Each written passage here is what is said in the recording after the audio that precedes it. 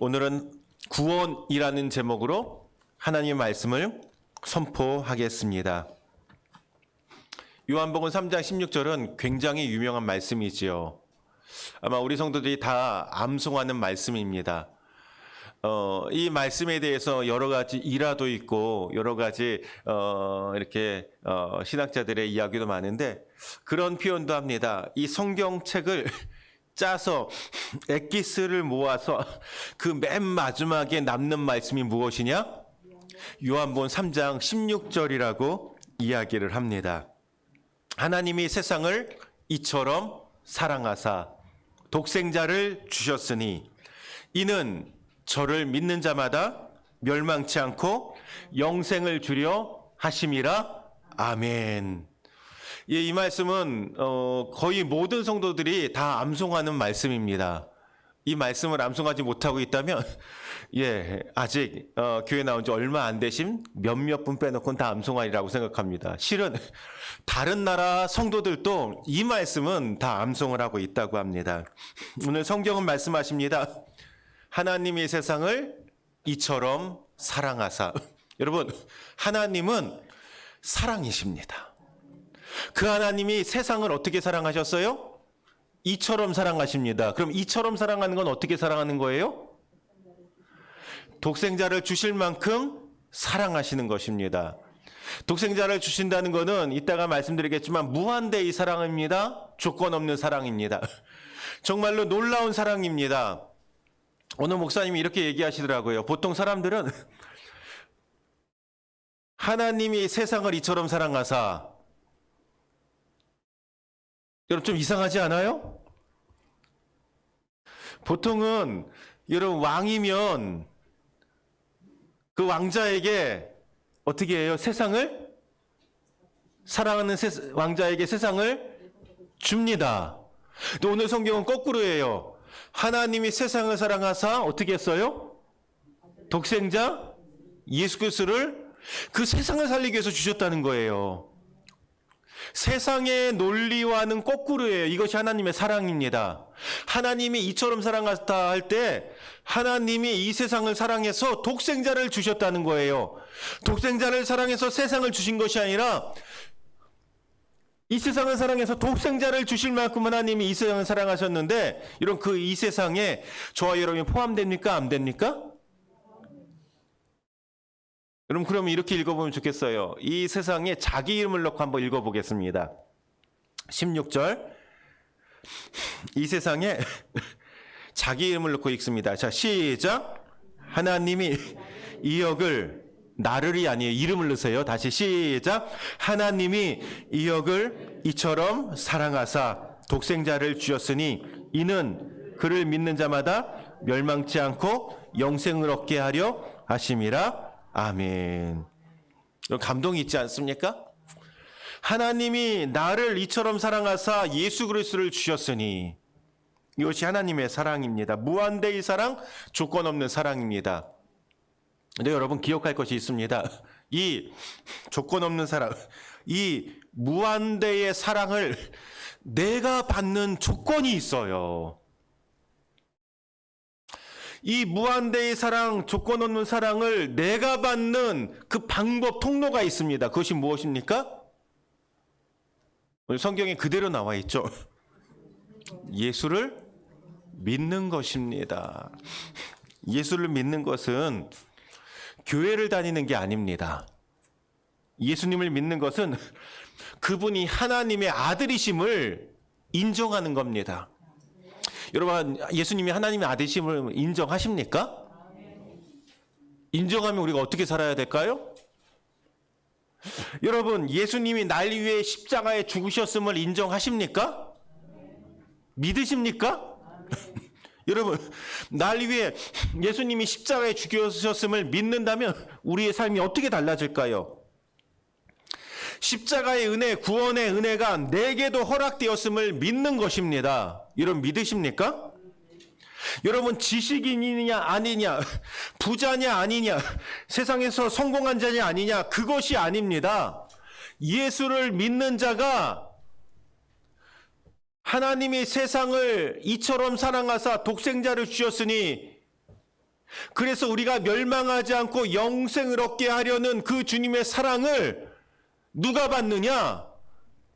그 아들을 믿는 자가 받게 된다는 것입니다. 그리고 그 아들을 믿는다는 건 교회를 왔다 갔다 하는 것이 아니라 10년, 20년 교회 다녔다가 아니라 그분이 하나님의 아들이시요. 그분이 나를 사랑하시고 그분이 정말로 그 십자가에서 날 위한 그 구원을 완성하셨음을 믿는 겁니다. 그래서 그분을 나의 주님으로 모시는 겁니다. 나의 첫째로 모시는 것입니다. 그리고 그분을 예배하는 거예요. 여기서 좀 찔리는 얘기를 하나 하겠습니다. 뭐냐? 얼마 전에 우리 청년 하나랑 제가 라면집을 갔다고 제가 어느 예배에서 얘기를 했는데 일본 라면집을 갔어요. 근데 여기가 서울역 근처에서 제일 인기 좋은 집으로 검색되는 곳이에요. 갔더니 한 40분 기다렸어요. 기다려야지 그 라면집에 식사를 할 수 있더라고요. 옛날에 홍은기 목사님이 이 집 맛집이래요. 저한테 식사로 가자고 했는데 한 번도 못 갔어요. 왜냐? 가면 항상 줄이 서 있어요. 그래서 한 1시간은 기다려야 먹는데요. 아니면은 그 줄이 안 서 있게 가려면 그 오픈할 때 가야 되는데 오픈 전에 또 1시간 기다려야 돼요. 그 어차피 1시간 기다려야 돼요. 그러니까 홍기 목사님이 여기 맛있다고 한번 먹자고 하는데 1시간 줄 서선 난 못 먹겠다고. 그래서 맨날 갔다가 돌이켜서 다른 곳으로 가서 식사를 했었습니다. 근데 이번에는 주일 오후에 청년이 가자고 해서 갔어요. 제가 이거 주일날은 얘기 안 했죠? 그래서 갔어요. 가서 한 40분 기다려서 식사를 하는데 그냥 맛은 괜찮더라고요. 수많은 청년들이 40분을 줄 서서 식사를 합니다. 가끔 신촌에 가면 줄을 쫙 섰어요. 한 몇십 미터 섰어요. 그럼 뭔지 모르겠지만 무언가 오픈하고 신상이 나와서 파는 거예요. 그래서 그때 청년들에게 이야기를 했습니다. 뭐라고 얘기했냐면 우리 교회 예배도 30분 줄 서서 들어왔으면 좋겠다. 빈자리가 있어서 너무 쉽게 들어온 것이 아니라 30분 줄 섰다가 예배 드리면 은혜가 될 거다. 그리고 40분 줄 섰다가 라면 먹으니까 더 맛있더라고요. 그런 날이 올까요? 40분 줄 섰다가 예배 드리는 거? 제가 예전에 그렇게 예배 드려봤어요. 제가 존경했던 옥하는 목사님 말씀이 있을 때 그 교회에 줄 쫙 서요. 그러면 예배가 끝나면 물밀듯이 성도들이 나오고 옆으로는 줄을 쫙 서 있다가 그리고 들어갔어요. 여러분, 우리는 아무 때나 와서 예배 드릴 수가 있습니다. 근데 어디 라면 먹으러 가자 식사 약속만 있어도 우리는 예배를 빠집니다. 그건 하나님 예수님을 믿는 걸까요? 너무 쉽게 예배의 자리 예수님을 믿는다고 하면서 예수님을 높이는 자리를 빠집니다. 여러분, 예배는 내가 은혜 받는 거예요? 주님께 영광 돌리는 자리예요? 여러분 분명히 아세요. 내가 은혜 받는 자리가 아니에요. 주님께 예배 드리는 자리예요. 그래서 주일은 우리가 성별된 날이죠. 주님의 날, 주님께 영광 돌리는 날이에요. 내가 초이스에서 더 좋은 약속 있으면 가고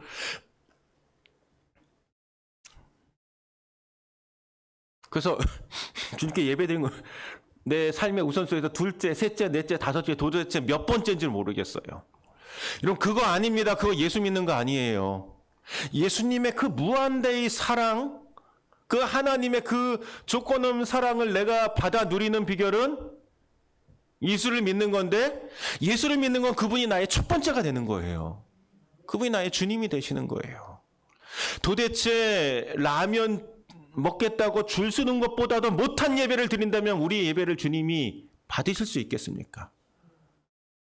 어디 맛집 아니면은 커피숍 줄 수 있는 것보다도 그런 것보다도 정성 없는 예배를 드린다면 그것이 하나님께 예배 드리는 것이 되겠습니까?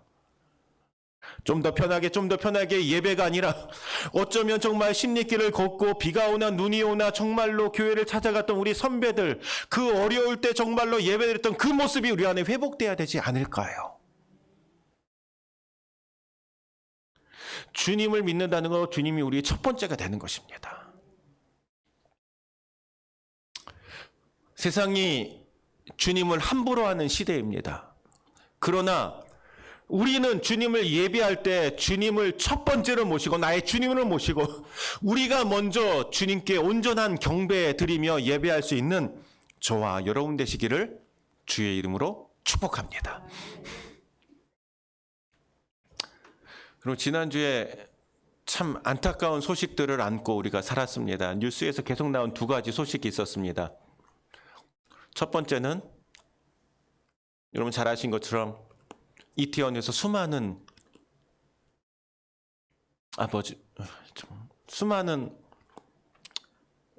젊은이들이 정말로 안타까운 일을 당했습니다.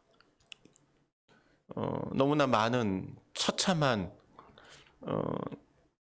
그 일을 당해서 정말로 온 국민이 함께 아파했고 어떤 분은 트라우마 그리고 정말 애도하며 지냈습니다. 이런 일이 이 땅에 다시 있으면 안 될 것입니다. 그리고 또 한 가지 사건이 있었죠. 경북 봉화에서 탄광이 매몰되는 사건이 있었습니다. 참 감사하게도 탄광이 매몰될 때 7명이 있었는데 그중에 5명은 탈출했고 2명이 지하 170m에 갇혀 있었는데 열흘 만에 구조가 됐어요. 두 사건 다 생명과 관련된 사건이고 생명을 구하는 사건이었습니다. 탄광에서 그 열흘 동안 지하 170m에 갇혀 있을 때에 여러분 그 구조대를 얼마나 간절히 기다렸을까요?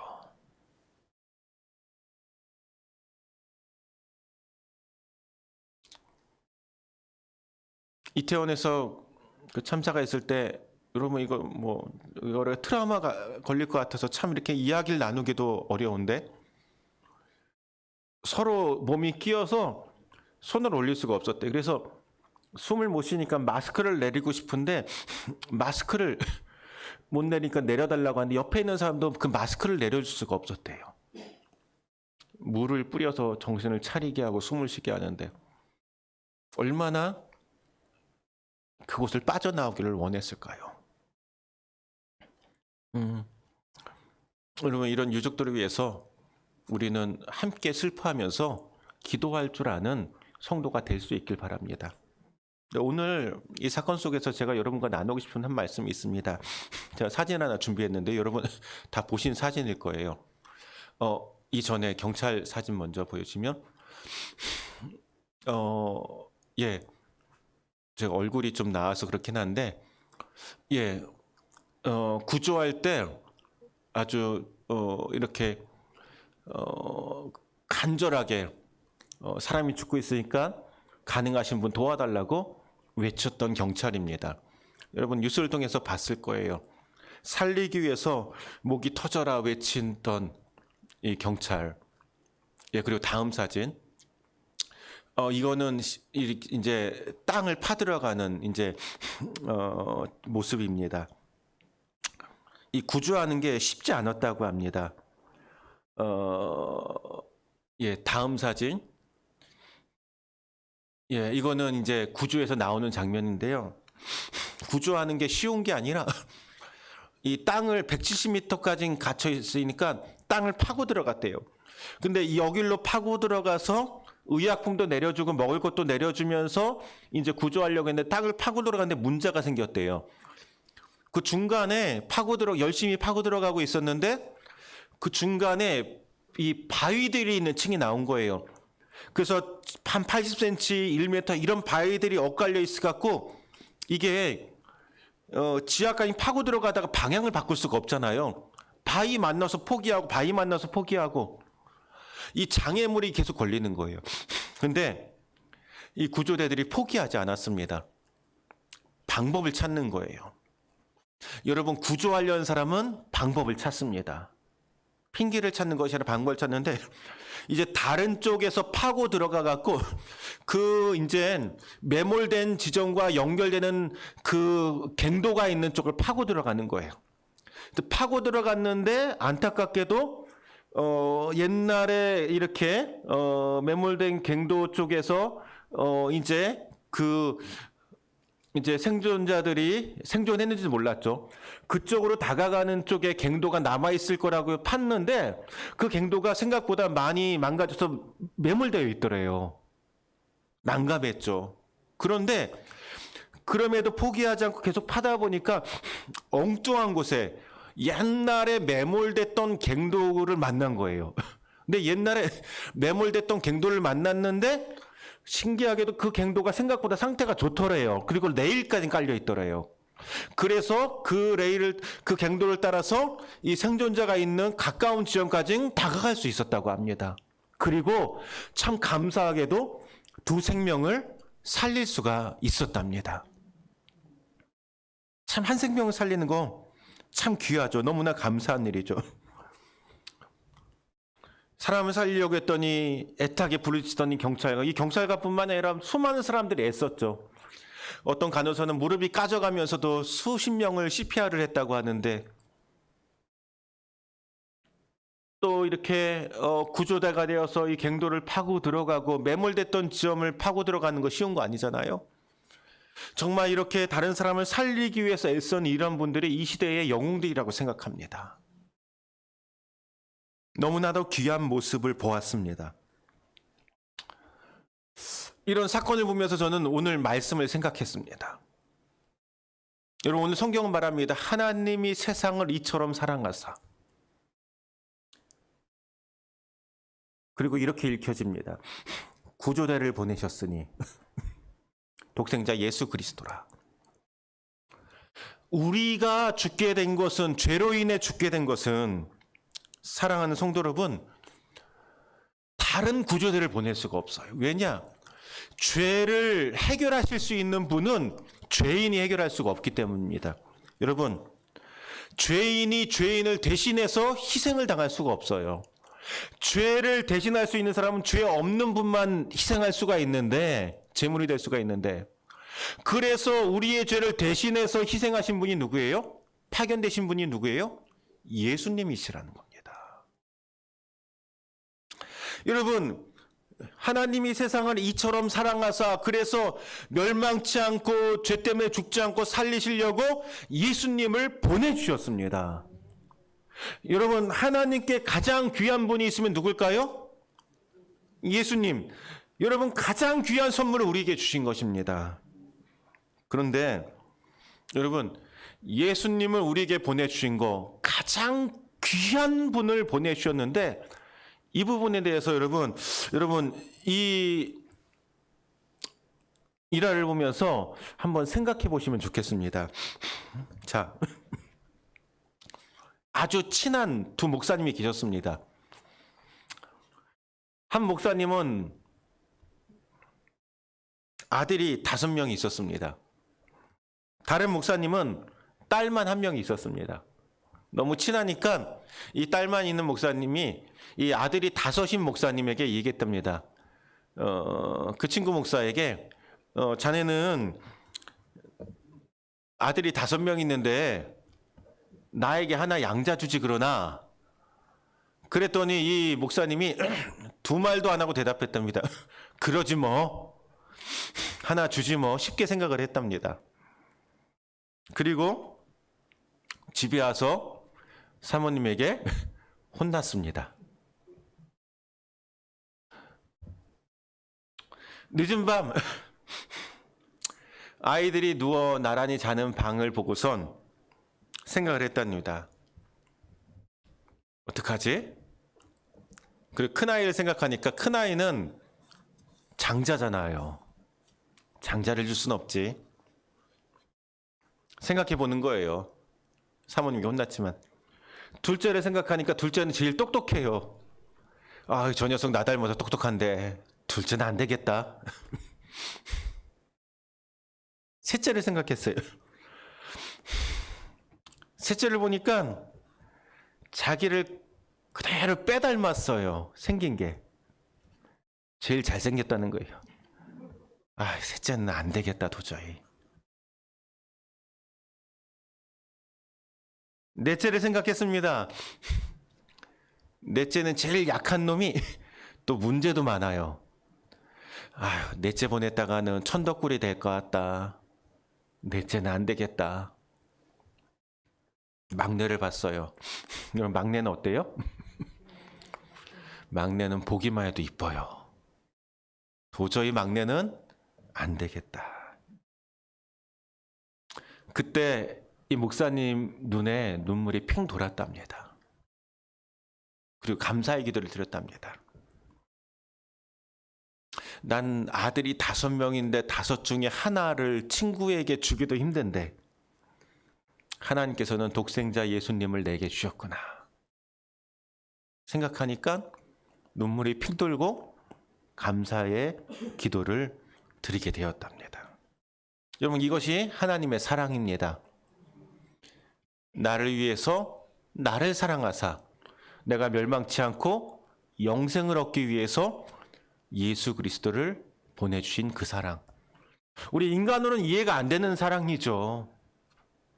인간으로는 이해할 수 없는 사랑입니다. 네, 하나님이 그 아들 독생자를 우리에게 구주대로 보내주셔서 우리를 살리시고 아들이 십자가에서 죽으셨습니다. 예수님은 억지로 오셨습니까? 성경을 보니까 예수님도 우리를 살리시려고 예수님이 선택하여 오신 것을 알 수가 있습니다. 사랑하는 성도 여러분, 우리에게 오신 예수님을 우리 선물로 받으실 수 있기를 바랍니다. 그리고 우리가 아들을 믿음으로 하나님께서 우리에게 주기 원하셨던 거, 죄로 사망 가운데 죽어가는 것이 아니라 멸망치 않고 영생을 얻게 되는 저와 여러분 되시기를 주의 이름으로 축복합니다. 여러분, 주님은 우리를 살리시기 원하시는 분이십니다. 에스겔 18장 23절 보니까 주 여호와의 말씀이니라 내가 어찌 악인이 죽는 것을 조금인들 기뻐하랴. 하나님은 저와 여러분뿐만 아니라 악인들이 죽는 것도 기뻐하지 아니하십니다. 무슨 말씀입니까? 악인들도 돌이켜 그 길에서 떠나 살게 되기를 주님은 기뻐하십니다. 하나님은 한 영혼이라도 살기를 원하심을 여러분 믿으시기를 바랍니다. 디모데전서 2장 4절 보니까 하나님은 모든 사람이 구원을 받으며 진리를 아는 데에 이르기를 원하시느니라. 모든 사람들이 구원받고 살기를 원하십니다. 하나님은 우리를 살리시기 원하신 하나님이십니다. 진리를 아는 데 이르기를 원합니다. 진리가 무엇입니까? 진리가 예수님입니다. 진리를 아는 것은 예수님을 믿게 되는 것입니다. 여러분, 예수를 믿게 되시기를 바랍니다. 예수님을 교회 다니면서 믿는다고 하면서 정말 라면집 기다리는 것보다도 못하게 예수님을 믿는 것이 아니라 내 삶의 우선순위로 최고로 모시고 주님을 믿으시기를 축복합니다.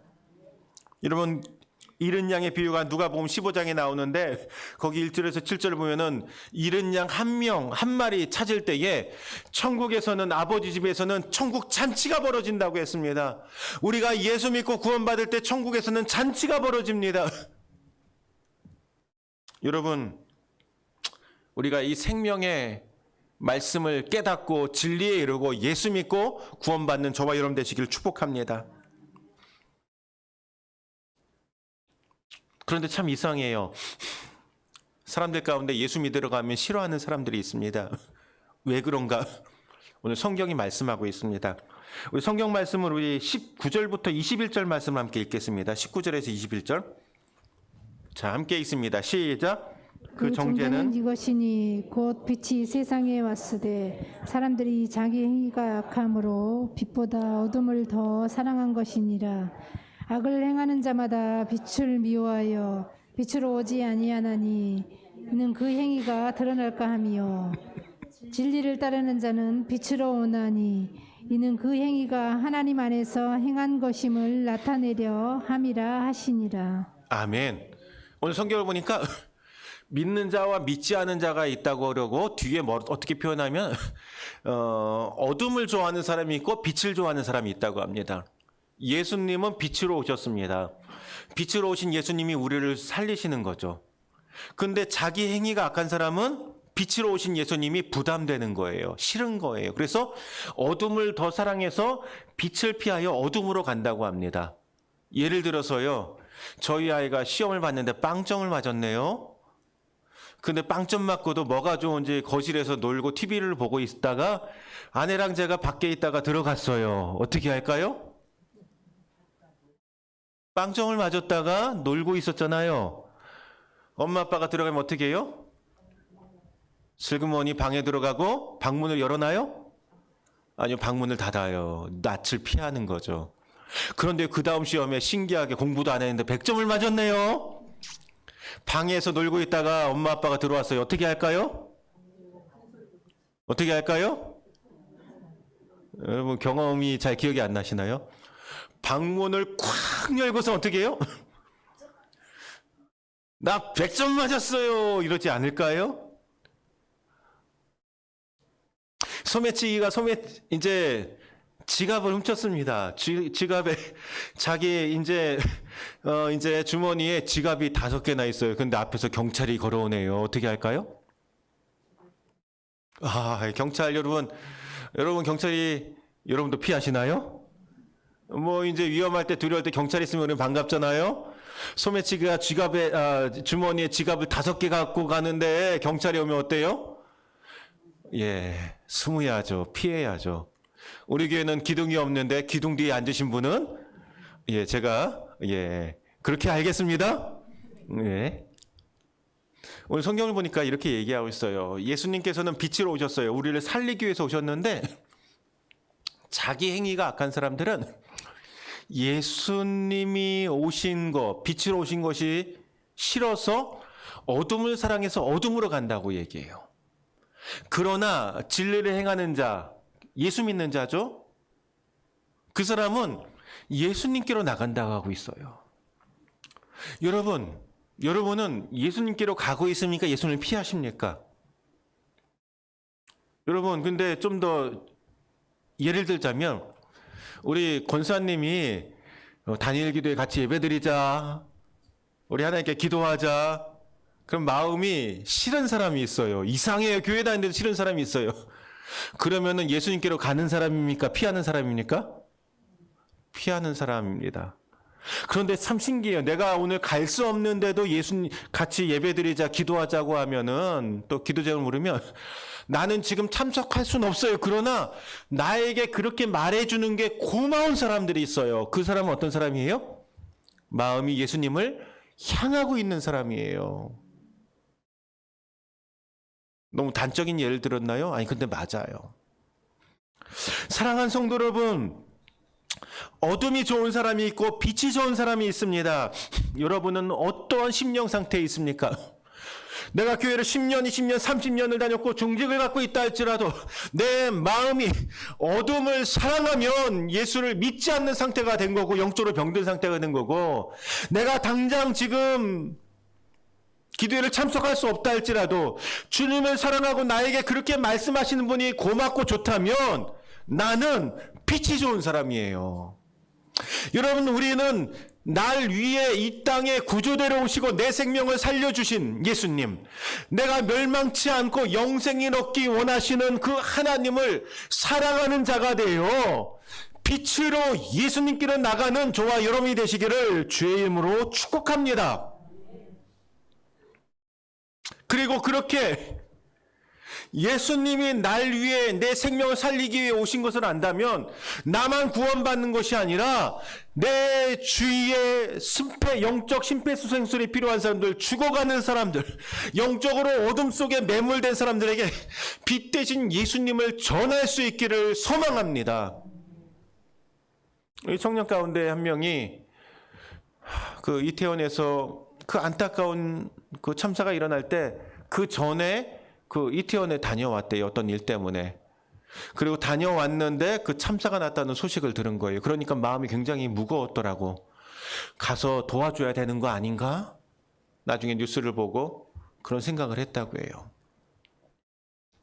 참 귀한 마음, 우리 청년들이 마음이 참 착해요. 귀한 마음이라고 생각을 합니다. 여러분, 그런데 그런 마음조차 없고 내 마음이 누가 죽어가든 무감각해진다면 그건 뭐예요? 내 마음이 굳어지다 못해 나야말로 영적으로 심폐소생술이 필요한 사람이 된 거예요. 슬퍼하는 자와 함께 슬퍼하지 못하고 죽어가는 일을 내가 손을 뻗어 도울 수 있는데 내가 무감각해 있다면 내가 영적으로 죽어가고 있는 거예요. 여러분, 잃은 양 한 마리 찾고 천국잔치가 벌어진다고 했습니다. 여러분, 우리 주위에 죽어가는 영혼들이 있습니다. 비록 이태원의 육적인 죽음을 맞이한 사람들을 우리가 지금 도울 수는 없지만 영적으로 죽어가는 영혼들을 우리는 지금 살릴 수가 있습니다. 내 마음이 굳어져서 죽어가는 영혼들을 바라보면서도 안타까움도 없고 아무 마음도 들지 않는다면 우리 마음에도 정말 영적 생명이 필요합니다. 주님은 우리를 살리시려고 왔습니다. 우리도 그래서 살게 되었습니다. 우리도 살리는 자로 살아갈 수 있길 바랍니다. 생명을 살리는 일은 쉽지가 않습니다. 아까 탄광 구조대들 이야기 제가 했죠.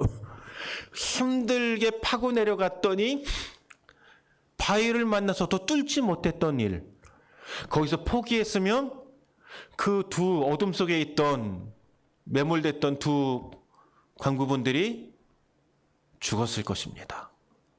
그러나 포기하지 않고 다른 곳을 또 뚫고 옛날 갱도들을 살펴서 또 뚫고 또 뚫다 보니까 핑계대지 않고 또 뚫다 보니까 어떻게 했어요? 뜻밖의 갱도를 만나서 살릴 수 있는 길이 열렸다는 것입니다. 여러분, 그 매몰됐던 그 탄광에 갇혀있던 두 분 얼마나 구조대를 기다렸겠습니까? 여러분 가족 가운데 그들도 알지 못하지만 그 영혼이 예수 그리스도의 구원을 기다리는 사람들이 분명히 있을 것입니다. 우리의 친구, 이웃들 사랑한다고 하고 밥 한 끼는 사주고 40분 기다리면서 맛집은 데리고 가면서 그들에게 생명 대신 예수 그리스도를 전하지 않는다면 여러분, 우리는 살릴 수 있는 기회를 놓치는 사람이 되고 마는 것입니다. 우리가 딴짓하느라 생명을 살리는 일을 등한히 하지 않기를 바랍니다. 여러분, 말씀을 정리합니다. 이렇게 정리하면 좋겠어요. 저는 여러분이 구원의 기쁨을 회복하면 좋겠어요. 그 구원의 기쁨이 무엇입니까? 예수님이 나를 사랑해서 살리려고 오셨다. 나를 멸망치 않고 영생을 얻게 하시려고 주님이 오셨다. 그래서 나는 예수 믿고 구원받았다. 이 구원의 기쁨, 구원의 감사가 우리 안에 회복되기를 원합니다. 그 구원의 기쁨 다시 회복되기를 축복합니다. 그리고 주님을 믿게 되길 바랍니다. 믿는다는 거, 주님을 나의 주님으로, 나의 1순위로, 나의 우선순위로 주님을 모시는 것입니다. 제발 맛집에선 40분도 기다리면서 예수 믿는 데는 인내심 없는 그런 신앙이 아니라 정말 주님을 너무 사랑해서 내가 주를 위해서는, 우리 지금 단일기도에 우리 최준주 권사님 지금 저기 멀리 남양주에서 매일 저녁마다 오세요. 주님을 사랑하는 마음 아니겠습니까? 여러분, 우리 원거리에서도 오시는 분들이 있죠. 그런 것뿐만 아니라 미리 주일을 준비하면서 청소하고 준비하시는 분들이 있어요. 마음을 준비하시는 분이 있어요. 미리 와서 기도하시는 분이 있어요. 나의 주님을 사랑합니다. 나 주님을 나의 첫 번째로 모시며 주님을 예배할 수 있는 저와 여러분 되시길 바랍니다. 그리고 마지막으로 우리 사랑하는 죽어가는 영혼들을 살리기에 힘쓰는 저와 여러분 되시기를, 여러분 때문에 내가 구원받았다는 그 고백을 하는 사람들이 천국에 있게 되기를 주의 이름으로 축복합니다. 우리 다 함께 일어나서 한번 찬양했으면 좋겠습니다.